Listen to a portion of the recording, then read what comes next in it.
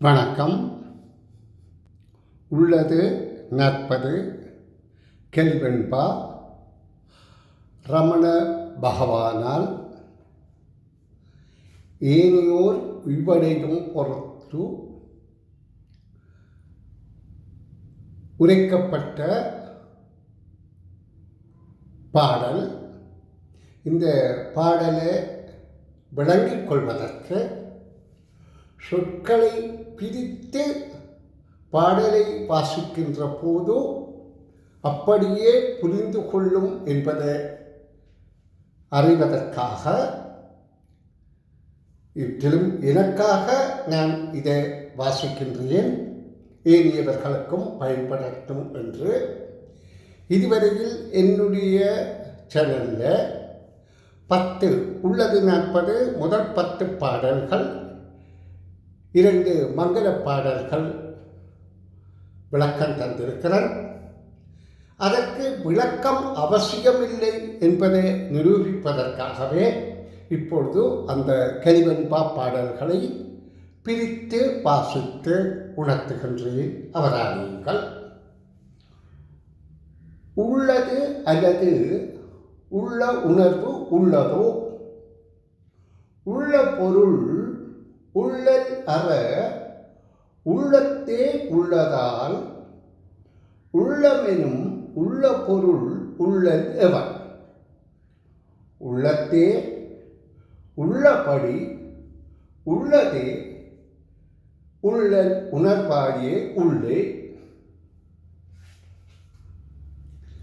மரண பயம் மிக்கு உள அம்மக்கள் அரணாக மரணபவமில்லா மகேசன் சரணமே சார்பார். தம் சார்போடு தாம் சாவுற்ற சாவண்ணம் சார்பாரோ சாவாதவர் நித்த. நாம் உலகம் காண்டலால் நானாவாம் சக்தியுள ஓர் முதலை ஒப்பல் ஒரு தரையே. நாம ஒரு சித்திரமும் பார்ப்பானும் செயற்படமும் ஆரொழியும் அத்தனையும் தானாம் அவன் உலகு. மும்முதலை எம்பதமும் முற்கொள்ளும் ஓர் முதலே மும்முதலாய் நிற்கும் என்று. மும்முதலும் மும்முதலே எங்கள் அகங்காரம் இருக்க மாட்டேன்.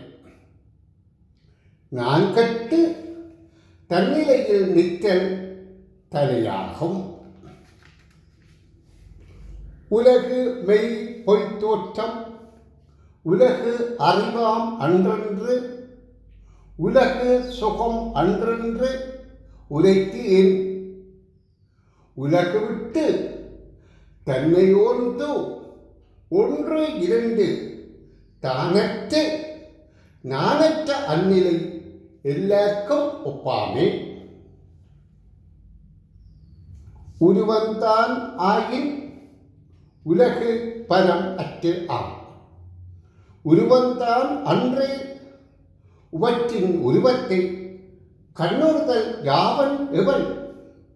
கண்ணலால் காட்சியுண்டோ கண்ணதுதான் அந்த மிலா கண்ணாமே.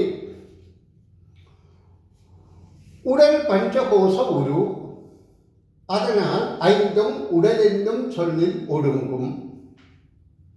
உடலன்றி உண்டோ உலகம், உடல் விட்டு உலகத்தை கண்ட உளரோ கலர்வாய். உலகன் புலன்கள் உருவேறு அன்று அவ் ஐம்புலன் ஐம்பொறிக்கும் புலராம் உலகை. மனமொன்று ஐம்பொறிவாயால் ஓர்த்திடுதலால் மனத்தை அன்று உலகு உண்டோ அறை. உலகறிவு ஒன்றாய் உதித்தொடுங்கு மேலும் உலகறிவு தன்னால் ஒளிரும். உலகறிவு தோன்றி மறைந்தற்கு இடனாய் தோன்றி மறையாது ஒளிரும் பூன்றமாம் அகுதி பொருள்.